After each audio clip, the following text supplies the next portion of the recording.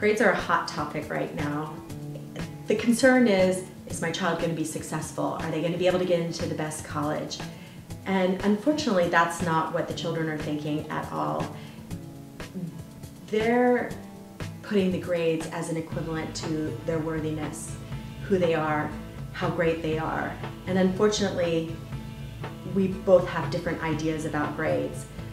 A really good example of this is even when I was a child, as a young child, in maybe 3rd grade, I came home with an F in a subject of math. I was actually really good at math, and in problem solving in math, I got an F. And my dad asked me a really great question. He said, "What happened?" And I said, "Well, I didn't do good in that." And he said, "But why? You know, you really do well in math." And I said, "I know. I like math. I really do. I don't understand word problems.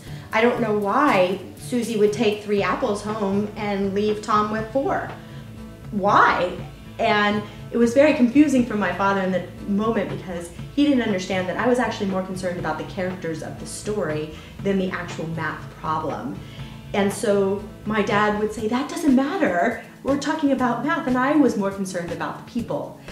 So once he understood that gap, he said, "All right, let's work on this." And we actually worked together over the nights. They did some more word problems with me, and I ended up mastering them because he would actually talk me through the story, and so would my mother, talk me through the story of, it really doesn't matter that Susie wants 3 apples. Let's just think about the apples right now. And so once I understood what the story was, I could do the problem very simply. And so from that point on, got straight A's again. It was never a question of that I wasn't good enough or that I wasn't doing well. It was what happened. So fast forward into high school, where now actually the grades matter, and whether or not I get into a college. And I came home with an F in chemistry, and my dad said, "What happened?" And I said, "I hate chemistry. I hate everything to do with chemistry.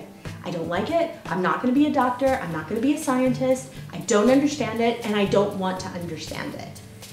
And he said, "All right."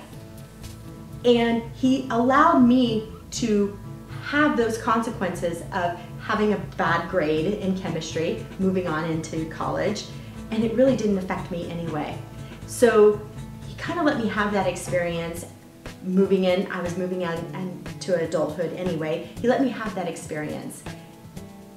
And it actually helped me be a better human being, because what I learned very quickly in that moment is if I don't like it, let it go and do what I love. And so how that played out in my life is at a very young age, I opened a business and then opened another successful business, and now I'm my 3rd.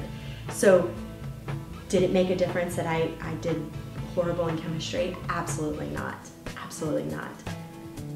If we can give our children some space and ask the question, the one question of what happened, because that one question has so many layers to it. And the layers are what happened. And underneath that, as a child, I heard, "That's not like you." I heard, "You're better than this." I heard, "Wow, that's really strange."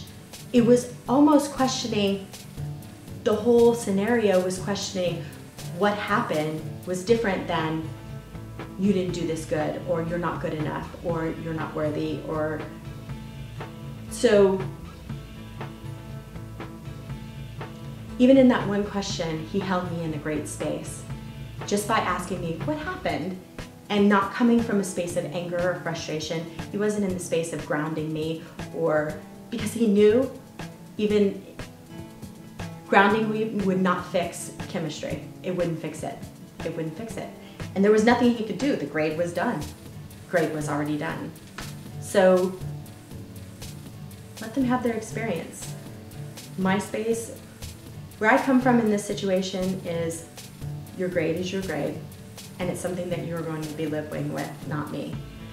The grades didn't define me as a human being and my greatness. The grades were an indicator of whether or not I liked a subject. And the grades were an indicator of, did I need help or support in a subject? And the the great thing about my father is he knew the difference. He knew the difference of when I needed help and support and tutoring, and he knew the difference of there's nothing I can do to help this situation. She just hates chemistry. And the great thing about life is we don't have to love everything. That's why we're all different. That's what makes us unique.